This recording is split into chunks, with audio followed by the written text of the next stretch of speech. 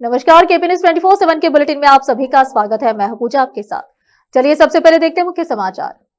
Somnathpur dumping ground से नागरिक त्रस्त, स्वास्थ्य व धार्मिक गतिविधियां प्रभावित। बरसात से पहले स्थानांतरण नहीं हुआ तो होगा बड़ा आंदोलन। कर्नाटक बीजेपी डेलीगेशन ने तोड़फोड़ की कार्रवाई के बाद बेंगलुरु में फकीर कॉलोनी का दौरा किया। जेडीएस ने कर्नाटक हेट स्पीच बिल को मंजूरी देने से मना करने के लिए गवर्नर से अर्जी दी।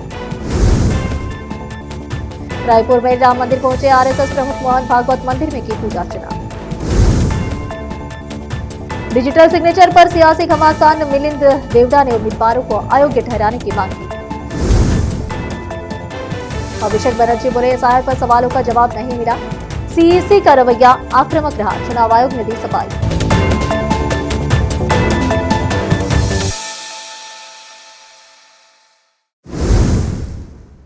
अब समाचार विस्तार से।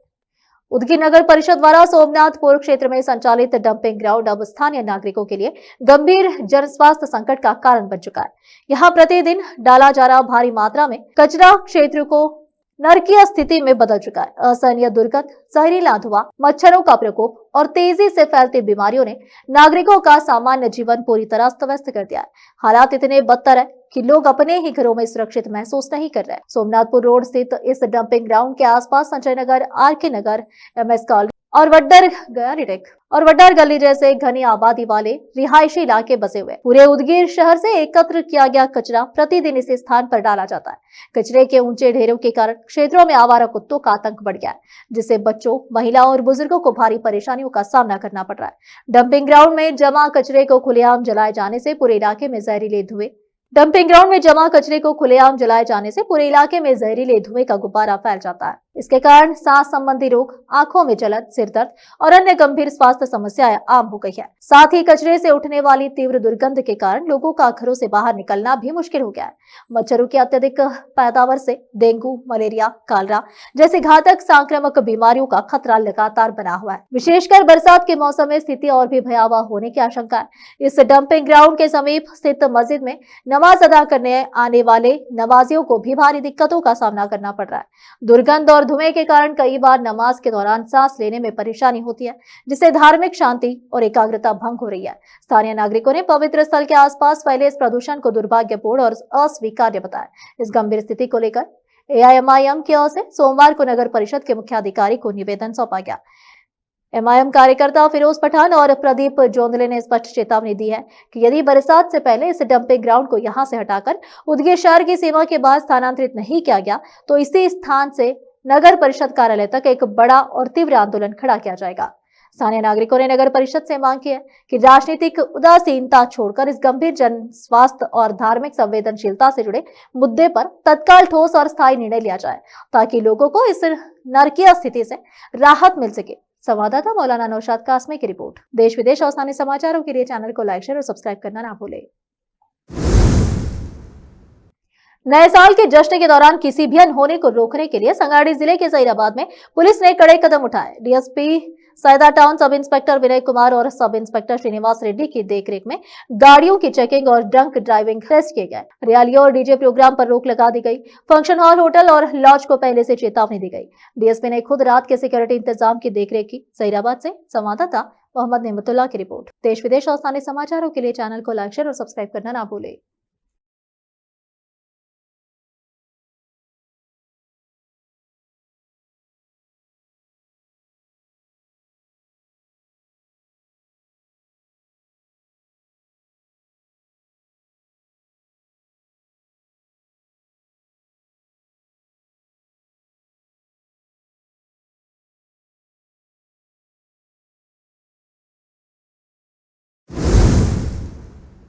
कर्नाटक बीजेपी डेलीगेशन ने 31 दिसंबर को बेंगलुरु में फकीर कॉलोनी का दौरा किया, जहां हाल ही में एंटी एनक्रोचमेंट ड्राइव के दौरान घरों को गिरा दिया गया था। सीएन अश्वत्थ नारायण ने कहा कि ये वे लोग हैं जो बांग्लादेश से गैर कानूनी तरीके से आए हैं। उन्होंने सिस्टमैटिक तरीके से यहाँ एक मिनी बांग्लादेश बना दिया है। वे पश्चिम बंगाल से आते हैं और फिर केरल और आंध्र प्रदेश जैसे कुछ पड़ोसी राज्यों में सॉफ्ट लैंडिंग करते हैं और फिर बाद में कर्नाटक में घुसपैठ करते हैं। उनके बैकग्राउंड की जांच होनी चाहिए और यह पक्का किया जाना चाहिए कि उन्हें तुरंत डिपोर्ट किया जाए और उनके खिलाफ सख्त से सख्त कार्रवाई की जाए। एनआईए को हर एक व्यक्ति के बैकग्राउंड की जांच करनी चाहिए। Illegal migrants from Bangladesh. They are the people illegally who come from Bangladesh. They have given, they have created here mini Bangladesh in a systematic manner. They come to West Bengal, from there to soft landing in some of the neighboring states like Kerala, Andhra Pradesh. They had a soft landing, and they later on they have entered into Karnataka. And there's a racket, there's a modus of operandi. One Mr. Wasim and many other people, which they have been doing very systematically. They have enabled and facilitated these people to settle here. This illegal Bangladeshi, their background has to be clear-cutly checked and ensured they should be immediately deported, and strongest possible action should be taken. NI should investigate each and every person background. Even the checklist, what we are seeing, the checklist, they are not asking for the birth certificate. They are not asking for the birth certificate. Even the revenue records, it is very clear. They had handed over in the year 2016. It was a clear-cut land. There was no settlement here. No settlement. In year 2016, the revenue department has handed over this property to BBMP, 15 acres. I think this is a vast area. It's a very big area, more than 60 acres. Land is there.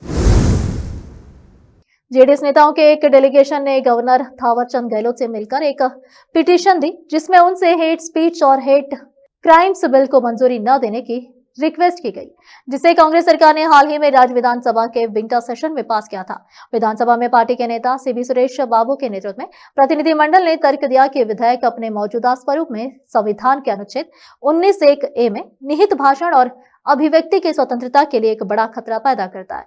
JDS नेताओं ने गहलोत से appeal की कि वे अपने संवैधानिक अधिकार का इस्तेमाल करें और बिल पर अपनी मंजूरी देने से मना कर दें। क्षेत्रीय पार्टी ने तर्क दिया कि बिल के नियमों का गलत इस्तेमाल असहमति को दबाने के लिए किया जा सकता है। साथ ही इस बात पर भी जोर दिया कि इसके कुछ हिस्से संविधान द्वारा दिए गए अधिकारों का उल्लंघन कर सकते हैं। याचिका में कहा गया कि यह बिल व्यक्तिगत सम्मान की सुरक्षा की गारंटी नहीं देता है, जो लोकतांत्रिक जवाबदेही के लिए जरूरी है।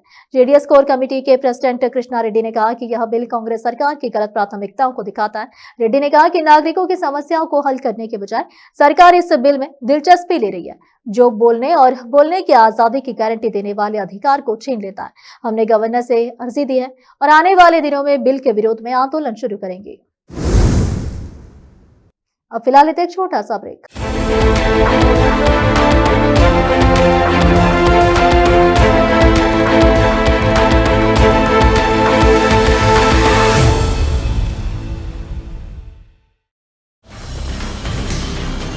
हिंदुस्तान के हर कोने में हम हैं मौजूद।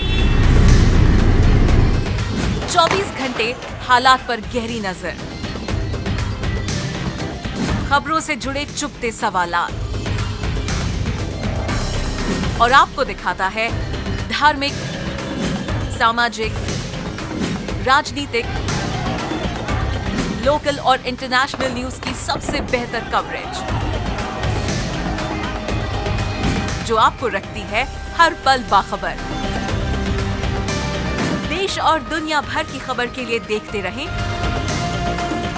KP news 24/7।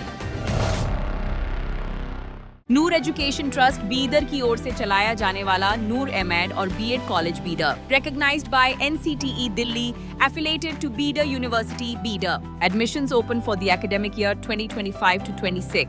विशेषज्ञ और सक्षम शिक्षकों द्वारा शिक्षा प्राप्त करने के लिए नूर एमएड और बीएड कॉलेज बीदर में दाखिला लें और शांत वातावरण में उच्च स्तरीय शिक्षा प्राप्त करें। बीदर शहर में बेहतर शिक्षा का एकमात्र केंद्र नूर एमएड और BEd college Bidar. For more details contact Noor colony near horticulture centre, Halatgiri के Hyderabad road, Bidar 585403 Karnataka, India. Phone numbers 9945283920, 8050172745।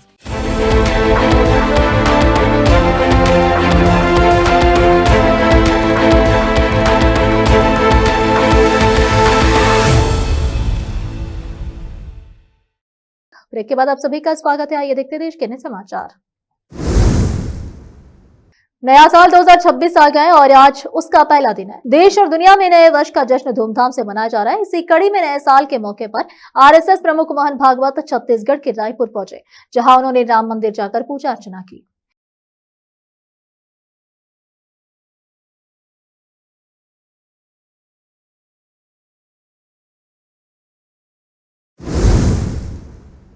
Maharashtra में 15 जनवरी को होने वाले नगर निकाय चुनाव से पहले नामांकन प्रक्रिया पर बड़ा सवाल खड़ा हो गया है। शिवसेना सांसद मिलिंद देवड़ा ने महाराष्ट्र राज्य चुनाव आयोग से मांग की है कि जिन उम्मीदवारों ने फॉर्म ए और बी डिजिटल कंप्यूटरीकृत सिग्नेचर के जरिए जारी या सत्यापित कर नामांकन दाखिल किया है, उन्हें अयोग्य घोषित किया जाए। देवड़ा का कहना है कि चुनावी नियमों में डिजिटल सिग्नेचर की अनुमति नहीं है। मिलिंद देवड़ा ने राज्य चुनाव आयोग को लिखे पत्र में कहा कि आयोग की निर्धारित प्रक्रिया में फॉर्म ए और बी के लिए डिजिटल सिग्नेचर का कोई प्रावधान नहीं है।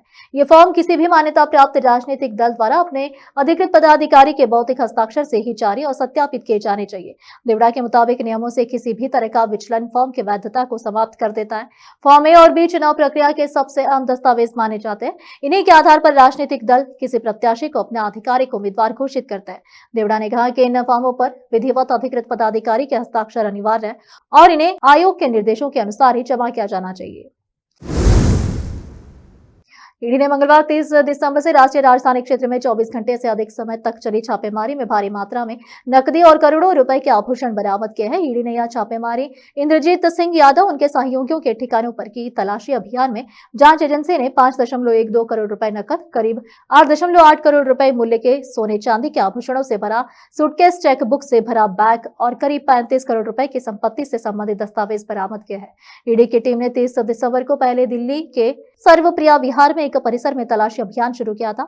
यह परिसर अमन कुमार नामक व्यक्ति से संबंधित है, जो कथित तौर पर इंद्रजीत सिंह यादव का करीबी है। यह अभियान अभी भी जारी है। दरअसल ईडी ने यूएई में रहने वाले इंद्रजीत सिंह यादव के खिलाफ जांच शुरू की है, जो मनी लॉन्ड्रिंग के मामले में मुख्य आरोपी है। मनी लॉन्ड्रिंग के इस मामले में इंद्रजीत सिंह यादव के साथ ही अपोलो ग्रीन एनर्जी लिमिटेड नामक और अन्य सहयोगी भी शामिल है।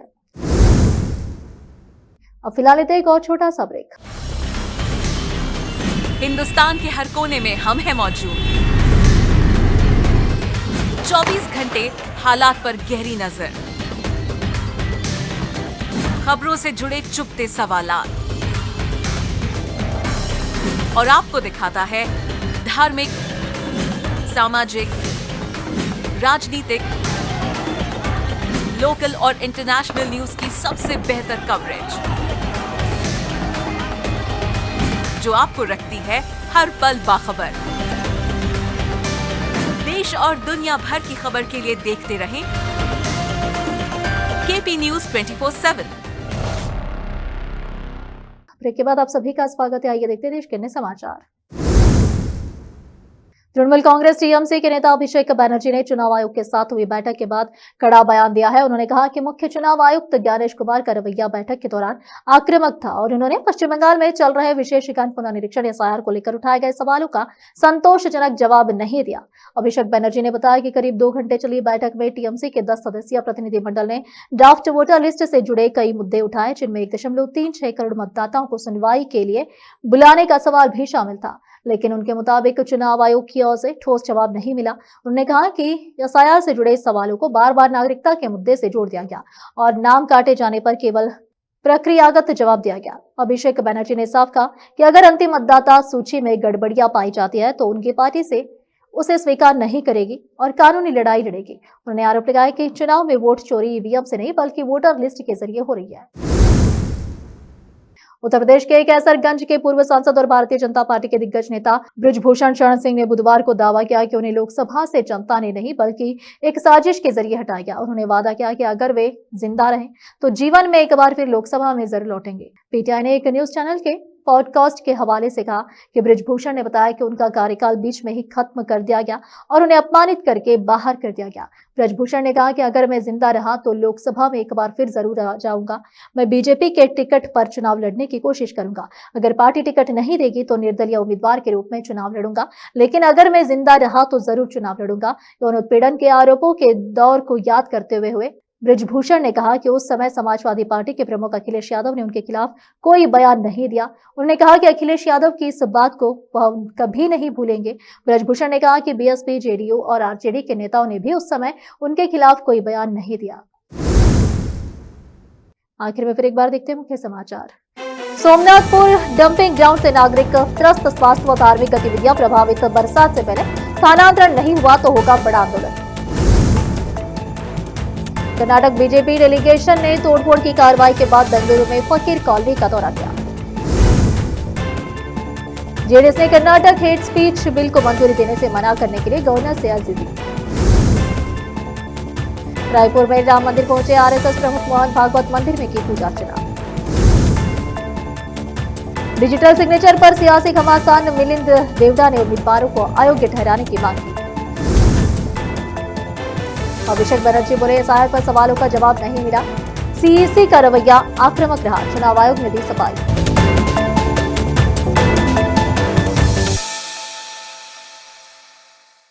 केपी न्यूज के इस बुलेटिन में इस वक्त के लिए इतना ही। देश विदेश और स्थानीय समाचारों के लिए देखते रहिए आपका अपना चैनल केपी न्यूज 24/7। अधिक जानकारी के लिए चैनल को लाइक, शेयर और सब्सक्राइब करना ना भूलें। धन्यवाद।